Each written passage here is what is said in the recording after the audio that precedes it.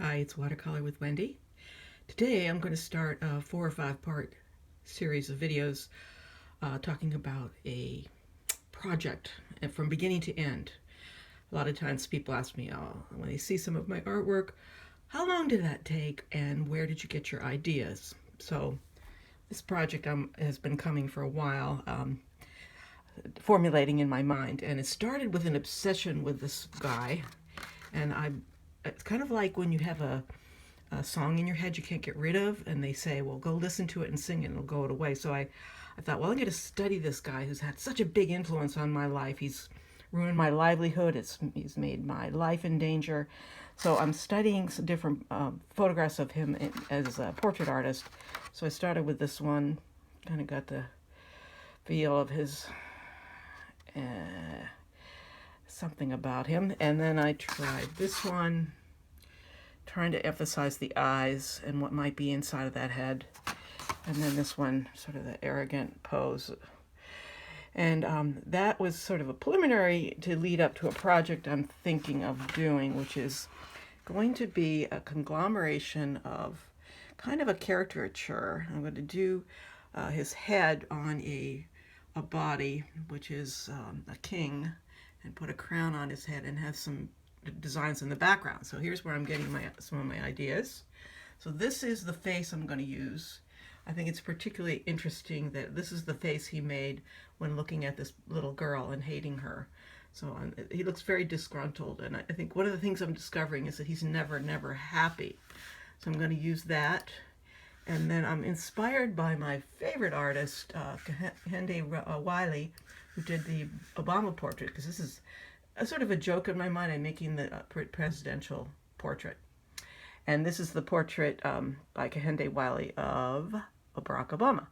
But, and I'm sure he's glad that he had the assignment, but this, more of his work is really about taking ordinary black figures from the street and turning them into royalty by putting them against a fancy background or dressing them up like kings or different ways. So I used this a lot in my classroom 15 years ago when we did portraits of these inner city boys and then put them in fancy settings. This is an example of his usual work here. But you notice he has a background of a wallpaper. He's always doing that complex background.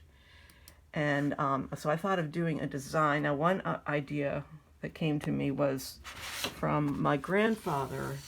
Wrote a book, and he was a writer, and he created a coat of arms.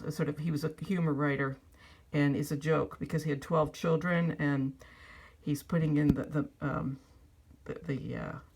man coming to pay for the mortgage and his typewriter and the store because he had so many kids. So that was something that I knew about from childhood, and I wanted to create a coat of arms for the background of Donald Trump. So I thought of this image, one of the funniest things I ever heard was that he was offered this. He wanted something from the museum. I think it was the Met. And so they said, well, the one he wanted, some painting, wasn't available, but they would let him have this work, which was a golden toilet. An ironic piece of Dada art, I guess you could call it. I don't think he accepted, but there's the golden toilet. So I want that to be in my coat of arms, which will be the wallpaper.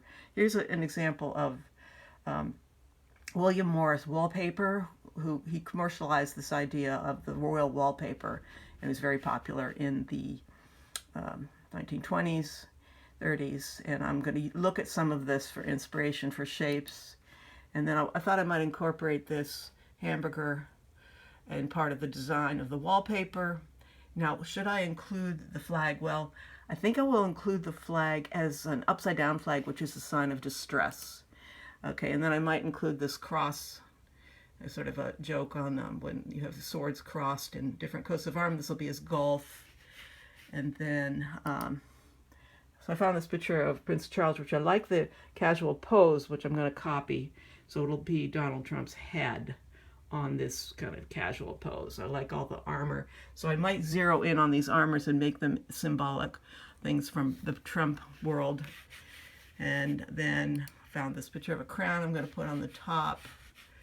And those are some of my ideas that I'm going to use. And so I started sketching it out and got the head and the body, and then I've mapped out squares for the repeating wallpaper.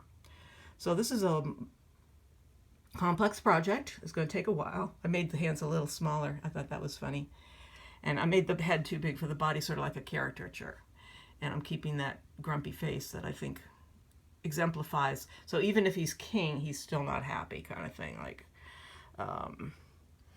the Fisherman's Tale, where nothing ever satisfied.